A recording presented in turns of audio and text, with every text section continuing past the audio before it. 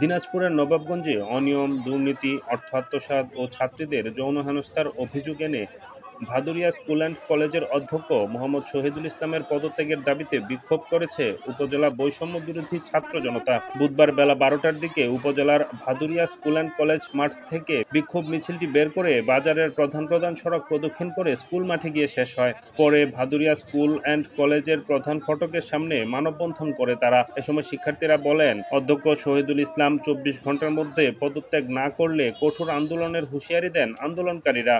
তিনি Bhadauria school and কলেজের সরকারি সম্পত্তি আত্মসাৎ, ঘুষ এবং মেয়েদের যৌন হয়রানি সহ নানা ধরনের কার্যকলাপে লিপ্ত।